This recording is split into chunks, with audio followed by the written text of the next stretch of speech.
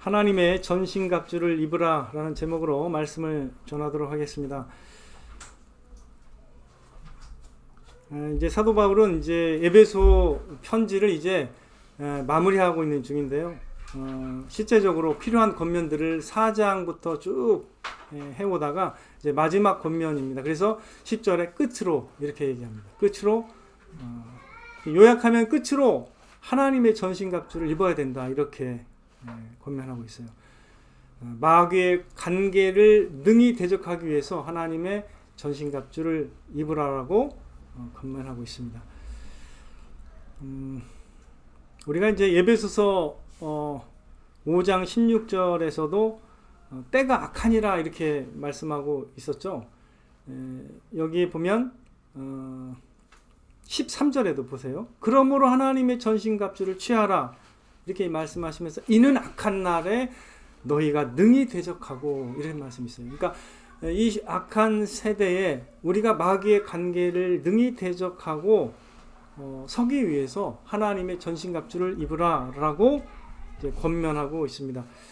이제 우리가 그 에베소서 4장을 보면은 이제 성장하라고 이렇게 권면을 많이 해요. 에베소 4장에 보면은 예수 그리스도의 장성한 분량이 충만한 데까지 이렇게 성장하라고 권면하고 있는데 그 성장의 그 이유를 이렇게도 설명해요. 성장해야만 하는 이유는 이제 우리가 어린아이가 되지 아니하고 세상의 속임수와 간사한 유혹에 빠져 온갖 교훈의 풍조에 밀려 요동하지 않게 하기 위해서 성장해야 된다. 이렇게 즉 사장에서도 이미 이제 그걸 내다봤죠.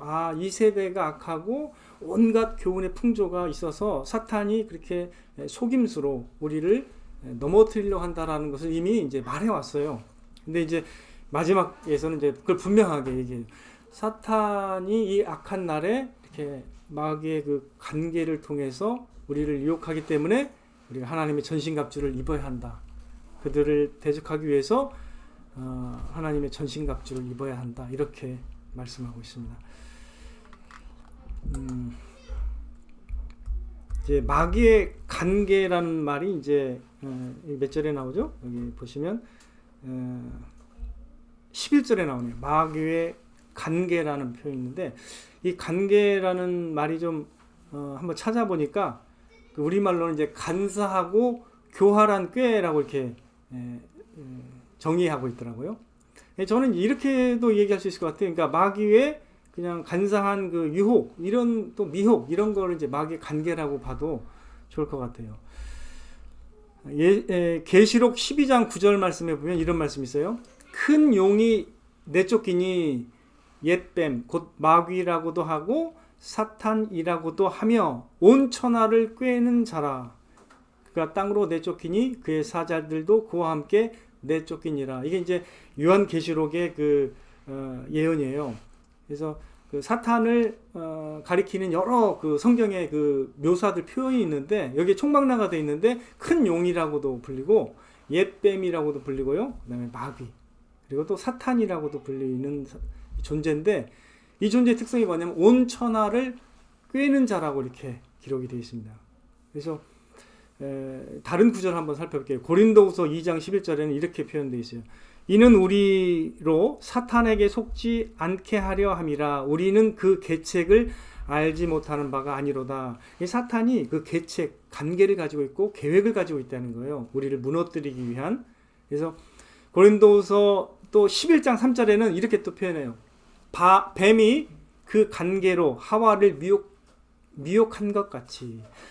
이때 처음에 인간이 그 죄를 범할 때 그때도 뱀이 관계를 베풀어 가지고 즉 미혹하고 유혹해 가지고 인간이 넘어진 거거든요. 그러니까 인간의 그 역사 가운데 이 사탄의 존재라는 것을 우리가 생각하지 않고 그리스도인의 삶을 간다는 것은 그거는 조금 굉장히 큰 것을 미스한 거예요. 하나님의 그 실제 하나님이 이 세상을 그 말씀해 주시는 이 실제를 우리가 무시하게 되는 거예요. 사탄의 존재를 무시한다는 것은. 그래서 너희 마음이 그리스도를 향하는 진실함과 깨끗함에서 떠나 부패할까 두려워하노라 이렇게 이제 사도 바울이 권면했어요. 고린도에 사는 성도들에게 뱀이 그 관계로 하와를 미혹해 한 것 같이 너희들도 미혹해 할까 내가 두렵다 이런 말이에요. 그러니까 사도 바울의 그 모든 교훈에는 이렇게 사탄의 어떤 그 관계를 생각하고 그들에게 권면하고 있다라는 것을 우리가 이제 알아야 되겠습니다. 그래서 사도 바울이 이제 에베소 6장에 보니까 12절에 그래서 우리가 씨름하고 있는데 우리의 씨름의 그 대상이 누구냐 이렇게 얘기해 주는데 여기서는 이제 좀 그 이전의 그 권면과 좀 다르죠. 그 이전에는 어떻게 말씀하셨냐면 우리의 상전들까지도 어떻게 다루겠어요? 그 믿지 않는 상전들에 대해서도 잘 대하라 이렇게 말씀하셨잖아요.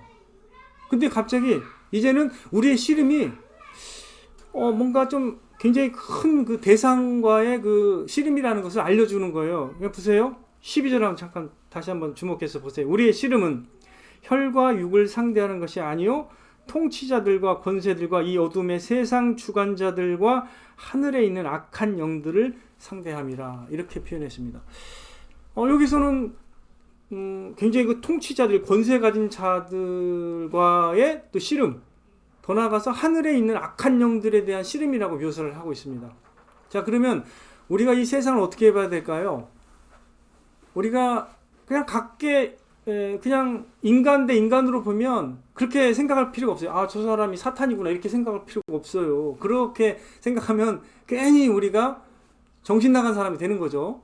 근데 그런 건 아닌데 심지어 나쁜 상전일지라도 잘 대해야 됩니다. 그게 그리스도의 뜻이에요. 그러나 여기서 말하는 바는 뭐냐면 사탄이라는 존재가 있어요. 이 세상의 어둠을 주관하는 그 지배자가 여러 사람을 악한 지도자들도 이용하고 있고 또 이 세상의 그 여러 가지 권세를 잡고 있기 때문에 그걸 말하는 거예요. 사탄의 세력에 대한 우리의 씨름이라는 것을 여기서 말씀해 주시는 거예요. 그래서 우리의 씨름이 이렇게 사탄의 세력과의 씨름이라는 것을 여기서 알려주는 겁니다. 그래서 베드로전서 5장 8절에 베드로도 이렇게 권면해요. 베드로전서 5장 8절에 근신하라 깨어라 깨어 있어라 굉장히 그 부지런하게 깨어 있어라 이렇게 말하는 표현이에요. 근신하라 깨어라는 뜻은 굉장히 부지런하게 깨어 있어라 이런 뜻이에요. 너희 대적 마귀가 우는 사자같이 두루다니며 삼킬 자를 찾기 때문에 이렇게 깨어 있어라 이렇게 말씀하고 있습니다. 여러분들도 이제 이 세상에 보면 사람들이 좋잖아요. 근데 사람들을 믿지는 않잖아요. 왜?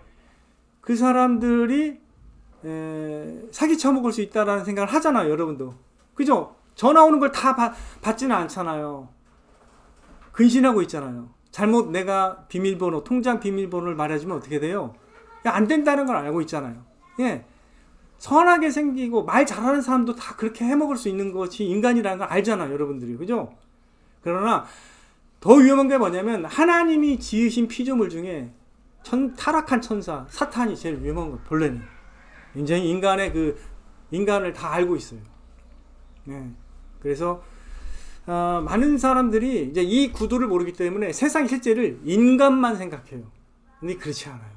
인간이 원하는 대로만 살지는 건 아니거든요. 다 인간이 이끌리기도 합니다. 사탄에게. 그래서 정신 이상자가 되기도 해요. 여러분들을 자녀가 부모를 죽이는 것도 많이 있습니다. 그때 저는 이제 다큐멘터리 이런 것도 많이 통해서도 제가 말씀을 드리자면 사랑하는 엄마 아빠를 죽였어요. 총으로. 왜 그래요? 걔가 이런 말을 해요. Damn in my voice. 그러니까 voice in my head이라고 했어요. 맞아요. voice in my head. 내 그 머릿속에 그 음성 때문에 그랬다고 그랬어요. 죽이라는 음성이 들려가지고 실제로 그렇게 이끌려가지고 죽였거든요. 부모를. 어린애가 총으로 쏴서 죽였어요. 엄마 아빠를. 그런 일이 발생한다니까요. 근데 많은 사람들은 그게 그냥 무슨 다른 이유로 생각해요. 사탄이 존재를 잘 몰라요. 아직도 모르는 사람이 많아요. 특별히 예수님 안 믿는 사람들은 그걸 잘 인정을 안 해요. 보이는 세계만 인정하기 때문에 잘 모릅니다. 그러나 여러분들 이 세상에는 우리 인간이 지각하지 못하고 느끼지 못하는 일들이 많이 있다는 걸 알아야 돼요. 사탄이 존재합니다. 사탄은 실제로 존재할 뿐만 아니라 예수님까지도 시험한 존재예요. 그래서 그 기록이 시험한 내용이 다 있잖아요. 복음서에. 예. 사탄은 베드로전서 5장 8절 말씀처럼 우는 사자같이 우리를 찾고 있습니다. 우리를 미혹하려고 찾고 있다는 걸 알아야 됩니다. 우리의 지식도 충분히 흔들 수 있어요. 우리의 지식과 우리의 감정, 우리의 의지도 다 충분히 흔들 수 있습니다. 그래서 베드로마저도 사탄의 그 유혹에 잠깐 마음이 흔들려서 예수님을 뭐라고 했어요? 죽으면 안 된다고 붙잡았죠. 그래서 예수님이 뭐라고 했어요? 베드로 보고 사탄아 내 뒤로 물러가라 이렇게 말씀하셨습니다. 그래서 사탄이 첫 번째로 우리에게 잘못된 지식과 교훈을 통해서 우리를 넘어뜨리려고 할 겁니다. 그리고 또 우리의 그 믿음의 대상과 사랑의 대상을 바꿀 수 있도록 굉장히 노력을 많이 할 거예요. 우상을 많이 보여주고 세상을 사랑하도록 이끌 것이고 결국 우리의 믿음이 가짜 믿음이 되도록 할 겁니다. 그래서 우리가 죽은 신앙이 되도록 할 때 사탄은 가장 쾌재를 부르죠. 왜 하나님의 그 의도를 무너뜨리는 것이 사탄이 꿈꾸고 있는 것이기 때문에 사탄은 홀로 스스로 하나님이 되고자 한 것이기 때문에 그런 세력이 존재합니다.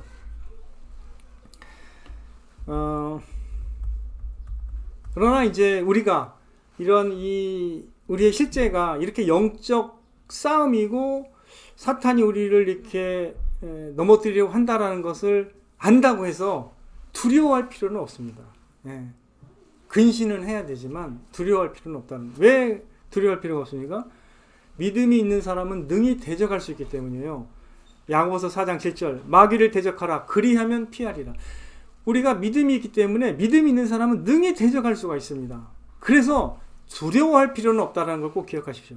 그리고 두려워할 필요가 없는 이유가 또 하나가 있는데 왜 우리가 대적하면 마귀가 피하는가? 피하는 이유가 있습니다. 누구 때문입니까? 예수 그리스도의 복음 사건의 성취 때문에 그렇죠. 골로새서 2장 15절 통치자들과 권세들을 무력화하여 드러내어 구경거리로 삼으시고 십자가로 그들을 이기셨느니라. 골로새서 2장 15절에는 예수님께서 십자가로 그 모든 권세를 다 드러내시고 이기셨다라고 말씀하고 계십니다. 요한복음 16장 32절에도 이렇게 말씀하세요. 이것을 너에게 이르는 것은 너희로 내 안에서 평안을 누리게 하려 함이라. 세상에서는 너희가 혼란을 당하나 담대하라. 왜 담대하라고 했습니까? 내가 세상을 이기었노라. 그러니까 우리가 예수 그리스도의 그 능력을 힘입어서 믿음으로 대적하고 이 모든 세력을 이길 수 있다라는 것을 사실은 복음에서 이미 확증하고 보증하고 있기 때문에 두려워할 건 없어요. 단지 이제 우리가 이걸 알고 믿음으로 무장하고 영적으로 이렇게 하나님의 전신갑주를 입어야 된다라는 필요성을 알 필요가 있는 거죠. 우리가 이렇게 담대하게 세상을 이길 수 있다라는 것을 안다 해도 믿음으로 전신갑주를 취하지 않으면 우리가 공격을 받습니다.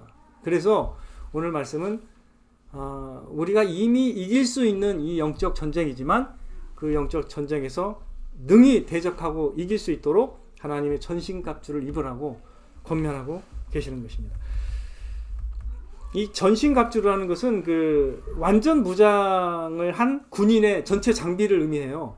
그 완전 무장을 한 군인의 전체 장비. 그래서 그걸 이제 설명하면서 우리가 영적 전쟁에서 싸워 나가야 될 그리스도인임을 이제 여기서 상기시키는 거예요. 그리스도인의 삶은요, 영적 전쟁의 삶이다라고 또 이해할 필요가 있어요. 우리가 이제 그리스도인의 삶을 여러 형태로 이제 묘사할 수 있어요. 농부로 묘사할 수도 있습니다. 내가 뿌린 만큼 거둔다. 그러나 성경은 또 이렇게 군사의 이미지도 활용을 해요. 우리가 또 경주자의 이미지도 활용합니다. 달리되 향방을 가지고 끝까지 경주해야 된다라는 그 경주자에 비유하기도 하고 농부에 비유하기도 하고 이렇게 영적 군사에 비유하기도 합니다. 그래서 우리가 오늘 이 말씀 전쟁을 위해 준비하는 군사의 이미지에 해당되는 6가지 장비가 나와요. 이걸 잘 이해하면 좋을 것 같아요. 자, 첫 번째를 보면 진리의 허리띠를 띠라고 말씀하고 있네요. 진리의 허리띠. 두 번째 보세요. 의의 호심경. 의의 호심경을 붙이라고 했고, 세 번째는 뭐냐면 평안의 복음으로 준비한 신을 신으래요. 네 번째 믿음의 방패를 들라고 했습니다. 그리고 다섯 번째 구원의 투구를 쓰라고 했고, 여섯 번째 성령의 검, 하나님의 말씀을 가지라라고 권면하고 있습니다. 이게 이제 장비인데요. 이 장비들을 갖추어야 되고 또 이 장비들을 잘 사용할 수 있도록 훈련되어야 합니다. 자, 그렇다면 그리스도인의 삶의 필수적인 게 바로 뭐냐면 영적인 무장과 훈련이라는 것을 알 수가 있어요. 이 대목을 통해서. 그리스도인은요, 영적으로 무장이 돼야 되고 훈련돼야 된다. 그래야 전쟁에서 승리할 수 있다는 걸 알 수가 있습니다. 사실은 세상이 준비한 만큼 성공한다는 걸 더 잘 알고 그걸 잘 전파합니다. 저는 그건 세상에 배워야 된다고 생각해요. 근데 그리스도인들은 약간 거기에서 약간 둔감하다고 저는 생각합니다. 세상은요, 훨씬 더 인사관리할 때, 사람을 뽑을 때 더 날카롭게 보거든요. 뭐가 준비됐는지, 저 사람이 무슨 개념이 준비됐는지 다 살펴요. 근데 우리 그리스도인들은 약간 자기, 신앙적으로 자기를 볼 때 너무 모르게 봐요. 그러니까 뭐가 준비되지 않은지 잘 모른다는 거예요. 잘 평가받기를 싫어하고 그렇다는 거예요. 그리스도인이. 놀랍죠? 생각해보세요. 손흥민이 이번에 득점을 했습니다. EPL에서. 물론 남자들에게는 관심이 있고 여자분한테는 관심이 없을지는 몰라도 여러분 잘 생각해봐야 돼요. 왜 손흥민이 저렇게 득점을 하는가? 뭐가 준비되었기 때문인가요? 김 지사님, 발만 생각해도 오른발만 준비됐습니까? 어디도 준비됐죠? 왼쪽도 다 준비. 이게 큰 거예요. 오른발, 왼발, 양발잡이거든요. 거의.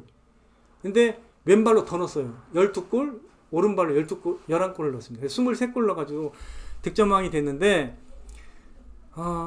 사실 세상이 훨씬 어떤 일이든 어떤 분야든 저 사람이 어떻게 준비되는지 더 잘 안다는 거죠. 저는 그게 우리가 배워야 되는 거예요. 그리스도인도 마찬가지. 그리스도인으로서 뭐가 준비되어야 된다는 것을 인식해야 된다는 거죠. 이미 하나님 말씀에서도 충분히 지금 나오고 있잖아요. 근데 우리는 그 인식을 좀 더 해야 돼요. 세상은 철저합니다.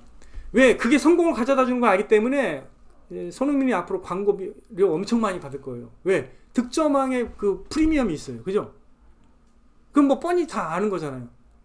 이거는 아마 김 지사님이 잘할 거예요. 아마. 그런 그 세계를. 산업이거든. 엄청난 산업이거든, 이게. 축구 하나 잘하는 거 별거 아닌 것 같아도 저 사람이 어떻게 해서 저렇게까지 올라갔는지를 잘 분석할 수 있어요. 영국 사람들은 엄청 잘 분석하죠. 그래서 사실 세상은 이게 준비됐는지 준비 안 됐는지를 각 분야에서 아주 철저하게 잘 검증을 합니다. 근데 놀랍게도 그리스도인들은 그런 것을 싫어해요. 되게 싫어해요. 누가 그런 말 하면 되게 기분 나빠하고 발전하려고 하지 않는다. 이게 저는 모순이라고 보는 거예요. 세상에 배워야 된다고 저는 생각합니다. 오히려. 참 놀랍죠. 우리가 진짜 여러분들이 진짜 하나님을 향한 마음이 있고 하나님의 말씀을 존중하고 진짜 하나님이 이렇게 우리가 되기를 원한다라는 것을 진짜 존중한다면 여러분들이 준비돼야 되는 거예요. 이거 우리가 준비되기 위해서 힘써야 된다는 거예요.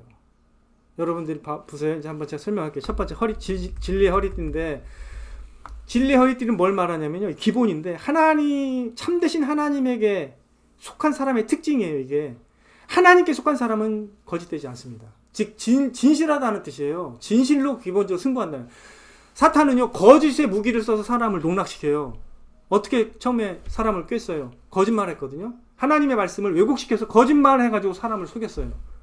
근데 우리는 그렇게 하면 안 됩니다. 절대. 우리의 무기는 진실함이에요. 그냥 진실함으로 나가는 거예요. 내가 부족하면 부족함으로 나가요. 내가 연약하면 연약함을 인정해야 됩니다. 그거 가식할 필요 없어요. 그냥 부족함을 인정하는 것. 오히려 그게 진실함이 무기예요, 우리가. 여러분들 꼭 기억하십시오. 뭘 과장할 필요도 없고 있는 척 할 필요도 없고 그냥 있는 그대로 인정하십시오. 하나님의 사람은 진실합니다. 위장하고 이렇게 할 필요 없어요. 그냥 진실한 모습으로 나가세요. 그냥. 죄 많은 접니다. 이렇게 인정하고 나가셔야 돼요. 그 진실함이 진정한 무기입니다. 군대에 가면요, 이 딱 허리띠 이거 분명히 중요합니다. 그래서 이 요대라고도 하는데 바지가 흘러내리지 않게 할 뿐만 아니라 몸이 빨리빨리 움직일 수 있도록 이렇게 딱 깔끔하게 잡아주는데 여기에다가 또 칼도 차고 물통도 차요. 요대가 중요합니다. 이게 기본이에요. 요대 없으면은 뭐 나갈 수가 없어요, 전쟁에. 그래서 허리띠 중요하다는 거죠. 그리스도인의 영적 전쟁에서 가장 기본은 그냥 진실함입니다. 진실함, 진리라는 거예요. 이걸 꼭 기억하시기 바랍니다. 둘째로 이제 그리스도인은 의의 호심경으로 무장해야 되는데 이거 되게 중요합니다. 의의 호심경. 왜 호심경이라는 그 단어 뜻은 뭐냐면 심장을 보호하는 그 어떤 딱딱한 그런 거예요. 가슴을 보호하는. 근데 이걸 왜 의의 호심경이라고 했을까? 심장의 중요성을 여러분 잘 알 겁니다. 이 심장이 찔리면 치명적인 상태가 되고 죽는 거예요. 근데 이걸 가리는 걸 의의 호심경이라고 했습니다. 그러면 의가 중요하다는 걸 알 수 있겠죠, 여러분들. 그리스도의 의로 무장이 되지 않으면 다 치명상을 받게 됩니다. 여러분들이 믿음으로 그리스도의 의를 덧입지 않으면 전쟁에서 다 실패하게 됩니다. 우리가 만약에 우리의 행위의 옷을 입거나 나 잘난 맛에 살거나 성취감으로 산다거나 이러면은 결국 다 여러분의 하나님의 심판날에 가서 다 무너지게 돼 있어요. 다 결국은 여러분들은 그냥 농락당하게 돼 있습니다. 그리스도의 의가 없는 사람은. 이건 중요합니다. 그게 심장이에요. 존 파이퍼 목사도 이거를 복음의 심장이라고 그래요. 그리스도의 의로 우리는 의롭다함을 받는 거예요. 심장이 여러분 보호되려면 그리스도의 의로 덧입음을 받아야 됩니다. 그리스도의 온전하신 순종과 그분의 형벌 받음으로 우리가 의롭다함을 받은 거예요. 그거를 믿음으로 우리는 전가받는 거예요. 그리스도의 의를. 그래서 여러분들은 죄인이지만 하나님의 의를 소유한 사람입니다. 이걸 꼭 기억하세요. 하나님의 의를 소유해야 됩니다. 그게 없는 사람은 그냥 찔려요. 찔려서 바로 죽습니다. 제 말 꼭 기억하십시오. 이 의의 호신경이라는 거 되게 중요합니다. 스가랴 3장에서도 대제사장 여호수아가 있는데 하나님 앞에 섰는데 사탄이 거기서 참소합니다. 너 죄인이 아니냐 하면서 너 더러운 입 입었지 않냐 이렇게 참소하는 모습을 보여줘요. 법정의 모습을. 그때 하나님께서 어떻게 했죠? 더러운 옷을 벗기고 아름다운 옷을 입히라고 했죠. 그게 바로 복음에서 말하는 하나님의 의를 덧입는 과정을 보여주는 겁니다. 우리도 다 그렇게 된 사람들이에요. 믿음으로 예수 그리스도를 믿음으로 소유하게 된 하나님의 의가 있는 사람은 이렇게 호신경을 덧입은 호신경으로 무장한 사람이 되는 것이죠. 세 번째입니다. 이제 평안의 복음에 준비한 것으로 신을 신으라 이렇게 말씀하고 있는데 그리스도인들은 어디를 가나 참된 평안을 전하는 복음으로 무장되어야 한다라는 것을 의미하는 것입니다. 우리가 가는 곳이 복음이 진보하는 곳이 되고 또 복음의 능력이 발휘되는 곳이 된다라는 그런 권면을 하는 것이죠. 복음은 언제 어디서나 또 어느 시대에서나 모든 영혼들에게 영생의 복으로 이끄는 하나님의 능력입니다. 그래서 우리가 이제 오늘날 현대인들이 이해할 수 있는 언어로 이제 복음을 전할 수 있는 그 복음의 신을 더 실어야 되겠습니다. 네 번째로는 믿음의 방패입니다. 영적 전쟁에서 우리를 소멸시키려는 모든 사탄의 불화살과 같은 공격들을 능히 막을 수 있는 것이 믿음이에요. 믿음뿐이에요. 최고의 방어 무기가 믿음인데 그리스도인은 시작할 때부터 믿음으로 시작해서 마칠 때까지 믿음이거든요. 그래서 믿음의 중요성은 이루 말할 수 없는 것이죠. 믿음 있는 사람은 악한 자가 쏘는 모든 불화살을 능히 소멸시킬 수가 있어요. 그런데요, 믿음이 없는 사람은요, 나중에 한 발 맞으면 그냥 그대로 소멸됩니다. 제 친구를 얘기를 할게요. 제 친구가 사실은 부모님들이 다 교회 다니는 분들이라 어릴 때부터 교회를 다녔어요. 뭐 저랑 배경이 비슷하죠. 저는 이제 아버님 목회자였으니까 그런 배경은 아니지만 상당히 교회에 성실하신 분들의 자녀였기 때문에 교회 열심히 다녔어요. 성실했어요. 그리고 또 걔가 또 나름 모범생이고 그래가지고 어른들한테 칭찬을 많이 받았어요. 근데 대학 오자마자 저와 같은 대학에 왔는데 거기에서 이제 좀 얘기를 들었던 건지 모르겠는데 얘가 4월 정도에 1학년 때 신입생 때 저한테 고백한 게 내가 지난날 교회에서 너무 많이 세뇌당해가지고 그렇게 다닌 거다. 이제는 나 신앙을 버리겠다 이렇게 얘기를 했어요. 예, 그래서 안타깝더라고요. 그렇게 말하니까 뭐 저도 뭐 더 이상 그때 당시에는 제가 뭐 그걸 이끌 만한 그 능력이 안 되기 때문에 뭐 설명도 못하고 그냥 이렇게 말았던 것 같아요. 저는 안타깝게 그 친구가 그때 이후로 이제 신앙을 버렸죠. 예, 그냥 안타깝습니다. 이제 생각해 보면 그냥 교회 다닌 거예요. 교회 다닌 것 뿐이지 아무 어떤 그가 참으로 믿음을 가지는 것은 아니었기 때문에 한 발 맞으니까 그냥 그대로 무너졌던 것으로 기억합니다.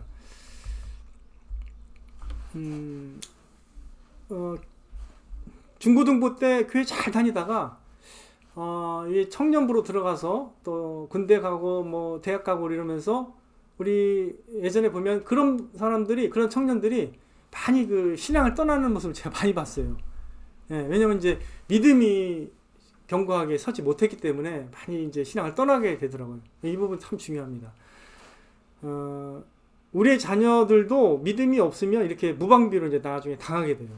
그래서 대학이나 군대나 직장 생활하게 되면서 이제 영적 전쟁에서 지게 되고 이제 잘못된 생각을 하게 되고 이제 믿음을 버리게 되는 경우가 있습니다. 왜 그러냐면 이제 믿음이 견고히 서지 않았기 때문이죠. 이유가. 그래서 믿음이라는 것은 그리스도인에게 어떤 의미가 있냐면 믿음을 갖게 되면은 그리스도인이 무엇을 믿는지를 안다라는 걸 뜻하는 것이고 왜 믿는지도 안다라는 것을 뜻하는 거예요. 믿음이라는 것은 진짜 믿음이 있다라는 것은 무엇이 믿음인지를 아는 거예요. 그리고 왜 믿는지도 아는 거죠. 근데 보통 믿음이 없는 사람들은 이 두 가지를 아예 몰라요. 믿음이 뭔지 잘 몰라요. 그 믿음의 대상도 모르고 왜 믿는지도 몰라요. 예, 잘 읽어내지 못합니다. 그런 특성이 있어요. 그래서 믿음으로 무장됐다는 것은 능히 자신을 보호할 뿐만 아니라 다른 사람도 이끌며 보호할 수 있는 능력이 있음을 의미하기도 한다라는 거예요. 그래서 다른 사람이 약한 사람도 방어해 줄 수 있어요. 믿음이 좋으면. 영적, 약간 이거는 믿음이 꼭 수동적인 것만은 아니에요. 믿음이 있으면 사실 그건 대단한 그 공격 무기라고 저는 생각합니다. 근데 많은 사람들이 이 대목을 얘기할 때 다 수동적인 거고 말씀의 것만 능동적이고 공격 무기다 이렇게 말하는데 꼭 그렇지 않아요. 다 뭐 믿음으로 충분히 방어하고 공격도 할 수 있는 거죠. 그래서 다섯 번째입니다. 다섯 번째는 구원의 투구를 쓰라고 말씀하고 있는데요. 여러분들 전쟁에서 머리를 보호하는 것은 매우 중요합니다. 그래서 우리가 군대 행군할 때나 사격할 때 쉴 때를 제외하고는요 항상 방탄 헬멧을 써요. 구원의 투구를 쓰라는 것은 구원에 대한 확신을 가지고 살아가라는 의미예요. 구원에 대한 확신이 없는 사람은요 머리를 공격당한 사람과 같을 수 있는 거예요. 그래서 자기 정체성을 모르고 방황을 해요. 내가 어디에 속한 사람이지? 이걸 몰라요. 그래서 자기 입지를 잃어버리는 거죠. 그래서 항상 불안하고 불안정한 것이죠. 영적 전쟁에서 쉽게 공격당하고 치명상을 입게 되는 경우가 그런 경우입니다. 구원이 무엇이며 어떻게 구원에 이르는지를 모르는 교인들이 사실은 많습니다. 그러한 사람들은 세상의 여러 공격에 쉽게 또 흔들리게 되는 것이죠. 우리가 구원의 확신을 가지고 구원에 대한 기쁨과 감사 가운데 살아간다면 사탄이 감히 공격할 수 없게 될 것입니다. 마지막으로 하나님의 말씀 곧 성령의 검을 가지라고 말씀하십니다. 그리스도인들은 하나님의 말씀으로 무장되어야 합니다. 사탄이 이끄는 이 세상 풍조의 흐름에 떠밀려 요동하지 않도록 하나님의 말씀으로 무장되어야 합니다. 현대화된 그 오늘날은 그 정보나 지식이 많이 소통하기 때문에 굉장히 좋은 면이 많아요. 예를 들어 볼게요. 각 분야에서 전문가들이 많아요. 그리고 권위자들이 많기 때문에 좋은 조언을 하는 경우가 사실 실상 많습니다. 근데 여기에 굉장히 그 그리스도인에게는 큰 그 위험 요소가 있습니다. 따르는 위험 요소. 왜냐하면 각 분야의 많은 그 전문가들과 그 권위자들이라는 사람들이 사실은 하나님을 인정하는 세계관을 가진 사람들이 아니기 때문에 이제 하나님이 없는 상황에서 설명하다 보니까 굉장히 어떤 인간 중심의 어떤 인본주의적이고 또 하나님 말씀을 사실은 대적하는 관점으로 많이 설명할 때가 있어요. 그들이 뭐 어떤 나쁜 마음으로 그런 게 아니고 원래 세계관이 그러는 게 그래요. 그들은 믿는 걸 말하기 때문에. 그러나 이제 우리 그리스도인들은 이 부분에 세심한 주의를 기울여야 됩니다. 하나님의 말씀으로 가치관을 형성하고 일관성 있게 통합적으로 형성하지 못하면 이러한 견해에 이끌리게 되는데, 저는 이런 경우를 많이 봤어요. 하나님을 믿는다라고 말하는 그런 전문가들도 많은 실수를 해요. 그래서 하나님의 말씀을 왜곡하고 또 대적하는 경우를 저는 수도 없이 많이 봐왔거든요. 이게 참 이 부분이 아이러니예요. 아이러니. 그러니까 여러분들이 영적 전쟁이라고 한다면 이런 면을 이해해야 됩니다. 이 세상에 수많은 교훈들이 난무하지만 우리들이 굉장히 대적하고 굉장히 방어하면서 해야 될 교훈들이 많이 있는 거예요. 특별히 기독교인으로서 그러한 일을 하면서 존경받는 사람인데 그런 경우가 많이 있습니다. 참 이런 경우가 종종 있어 왔어요. 뭐 책으로도 저는 많이 봤고 실제 강연을 통해서도 그렇게 잘못 말하는 거 많이 들어왔기 때문에 여러분들 참 이 부분에서 저는 하나님의 말씀에 든든히 서라고 좀 말씀드리고 싶어요. 진짜 하나님의 말씀에 섬세하게 서지 않으면 여러분들도 많은 경우 하나님의 말씀을 많이 떠나게 되고 멸시하게 됩니다. 나중에. 저는 이제 여기 부분에서 사탄이 워낙 우리보다 더 교묘하게 이 분위기를 이끌어가고 있다고 저는 보거든요. 그래서 사탄도 광명의 천사로 이렇게 둔갑한다고 했습니다. 성경에서. 광명의 천사. 다 천사 같아 보이는 거예요. 그냥 뭐 악마같이 생긴 게 아니에요. 여러분들이 생각할 때 악마처럼 분장하고 와서 나쁜 말 할 것 같지만 그렇지 않아요. 엄청 훌륭한 말 많이 하거든요. 그래서 심지어 제가 이상한 말을 할 때 여러분이 가려낼 수 있어야 됩니다. 그렇게 성장해야 됩니다. 하나님의 말씀으로 내 안에 계신 성령의 조명하심으로 저 사람이 이상한 말을 한다. 이걸 분별해낼 수 있어야 됩니다. 하나님의 말씀으로. 그렇게 여러분들이 하나님의 말씀으로 무장이 되어야 된다는 거죠. 여러분 꼭 기억하십시오. 그렇게 무장이 되어야 됩니다. 하나님의 말씀으로 무장되지 못한다면 다가오는 세대에 우리 자녀들은 어떻게 신앙으로 무장되겠습니까? 우리가 먼저 무장이 되지 않는다면 우리의 자녀들은 어떻게 되겠습니까? 더 교묘하게 사탄이 이들을 이끌 텐데 어떻게 이들을 세우겠습니까? 그러므로 우리가 하나님의 말씀, 곧 성령의 검으로 무장해야 됩니다. 온갖 교묘한 이 세속적 교훈들을 우리가 대적하고 물리칠 수 있어야 하겠습니다. 여러분들 주 안에서 하나님의 전신갑주를 취하셔서 우리가 직면하는 이 영적 전쟁에서 능히 승리하시는 저와 여러분 되시기를 주님의 이름으로 축원드립니다.